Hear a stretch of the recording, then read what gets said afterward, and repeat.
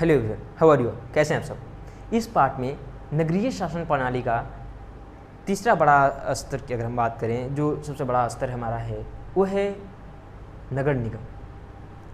अगर हम जानते हैं कि हर एक राज्य में नगरीय शासन प्रणाली देखने को मिलते हैं और इन राज्यों में जो है नगरीय शासन प्रणाली में अगर बात करें तो हम 3 स्तरों की बात किए थे, जिसमें से देखे थे नगर पंचायत, उसके साथ साथ नगर परिषद और तीसरा हमारा जो है नगर निगम, जो कि बड़े बड़े शहरों में जो है नगर निगम की स्थापना की जाती है, जिसकी जनसंख्या 3 लाख से अधिक होती है। वैसे शहरों में नगर निगम की स्थापना की जाती है। नगर निगम की अगर बात करें तो इसको अनेक रूपों में छोटे छोटे पार्टों में बांटने के लिए इसमें वार्डों की स्थापना की जाती है, यानी कि एक नगर निगम के अंतर्गत कई सारे वार्ड होते हैं और ये वार्डों की संख्या जो है उसकी उस नगर निगम की जनसंख्या पर निर्भर करती है, क्योंकि किसी नगर निगम की जनसंख्या बहुत ज़्यादा भी हो सकती है और किसी की जनसंख्या कुछ कम भी हो सकती है, 3 लाख के आसपास भी हो सकती है, किसी की जनसंख्या जो है 5 लाख 7 लाख के आसपास भी जा सकती है। तो उसके आधार पर निर्भर करता है कि वहाँ पे वार्डों की संख्या कितनी है। ऐसे सामान्य रूप से अगर हम बात करें तो वार्डों की संख्या जो होती है वो 35 से 75 के बीच होती है, जिसमें से अगर हम जैसे कि बात करें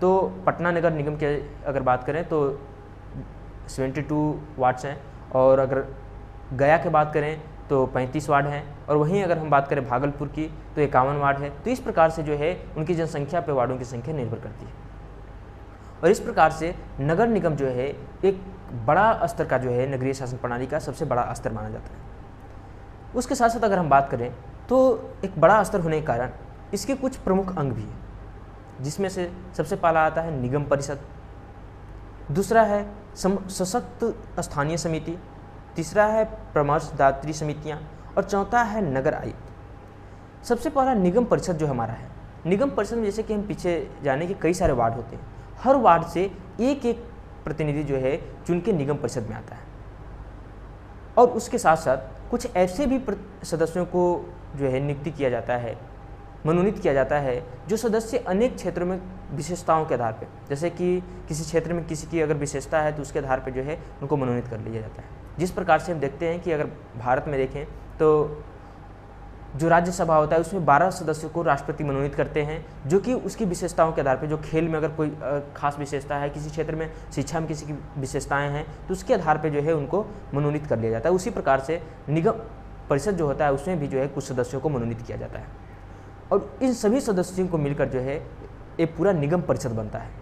निगम परिषद की अगर बात करें जिसका कार्यकाल 5 वर्षों की होती है, और निगम परिषद का अगर प्रमुख रूप से बात करें तो 1 महीने में एक बार बैठक बुलाई जाती है। निगम परिषद की प्रमुख अगर काम की अगर बात करें तो निगम परिषद का प्रमुख काम है नियम बनाना, कानून बनाना। उसके साथ साथ यानी कि निगम परिषद में कुछ छोटे छोटे जो कानून होते हैं उसको बनाना निगम परिषद का काम है। उसके साथ साथ नियम बनाना जिसको कह सकते हैं, निर्णय लेना और कर या टैक्स लगाना, ये सब जो है एक निगम परिषद का जो है काम है। उसके साथ साथ अगर हम बात करें तो इसमें एक महत्वपूर्ण बात आता है महापौर और उप महापौर।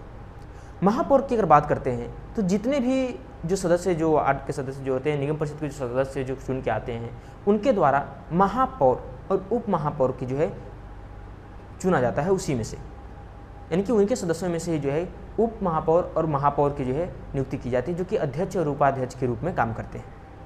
महापौर की अगर बात करें जिनका कार्यकाल 5 वर्षों की होती है, और ये पूरा नगर निगम का जो है हेड होते हैं, जिसमें से निगम परिषद हो गया या सशक्त स्थानीय समितियां हो गई या जितनी भी समितियां हैं वो सबका जो है प्रमुख होते हैं।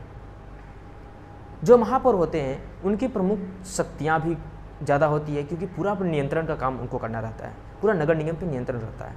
उसके साथ साथ अगर हम बात करें तो महापौर नगर का प्रथम व्यक्ति माना जाता है। जिस प्रकार से अगर बात करें तो देश में प्रथम व्यक्ति राष्ट्रपति को, राज्य में राज्यपाल को, उसी प्रकार से अगर हम बात करें तो नगर निगम में प्रथम व्यक्ति जो है महापौर को माना जाता है।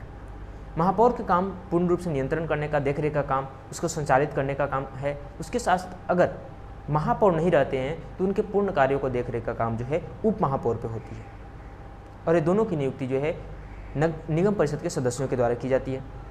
उसके साथ साथ हमारा दूसरा जो प्रमुख अंग है वो हमारा है सशक्त स्थानीय समिति। सशक्त स्थानीय समिति जो है वो निगम परिषद के बाद दूसरे स्थान पर, बड़ा स्तर पे आता है।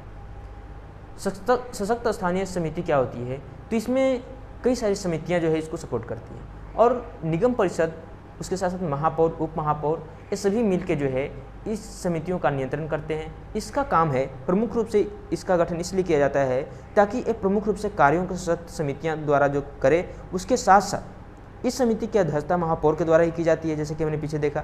इसके साथ साथ इसका प्रमुख रूप से अगर देखें तो कुछ कर्मचारियों की नियुक्ति करने का भी इसको अधिकार है, और पूर्ण रूप से नियंत्रण करने का काम, देखरेख का काम जो है इस समिति को जो है दिया गया है। यानी कि सशक्त स्थानीय समिति का काम देखरेख करना, उसको कार्यान्वित करना, और उसके साथ साथ जो है कुछ कर्मचारियों की नियुक्ति करना, ये सब काम जो है उस सशक्त स्थानीय समिति की है।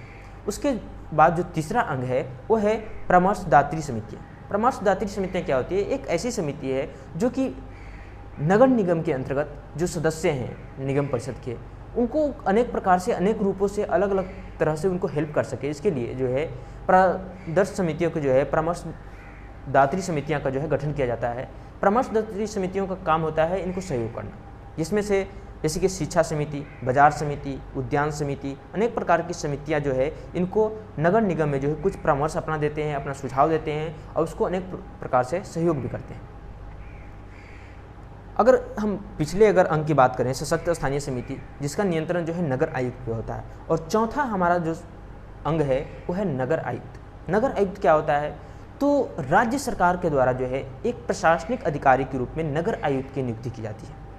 नगर आयुक्त जो कि प्रशासनिक रूप से नगर निगम का प्रमुख होता है, यानी कि नगर निगम के प्रशासनिक कार्यों को देखने में, यानी कि उसको हेड होता है, अध्यक्ष होता है, और पूर्ण रूप से जो है प्रशासनिक कार्यों का देखरेख करता है, उस पर नियंत्रण करने का काम, और कुछ कर्मचारियों की नियुक्ति करने का काम भी जो है वो नगर आयुक्त के द्वारा किया जाता है। लेकिन नगर आयुक्त पे भी जो है प्रमुख रूप से जो संचालन का काम जो है वो महापौर के अंतर्गत रहकर ही करते हैं। तो इस प्रकार से हमने देखा नगर निगम क्या होती है और उसके कुछ प्रमुख 4 अंग क्या क्या हैं। अगले पार्ट में हम नगर निगम के कुछ प्रमुख कार्यों के बारे में चर्चा करेंगे। तो इस पार्ट के लिए इतना ही। धन्यवाद।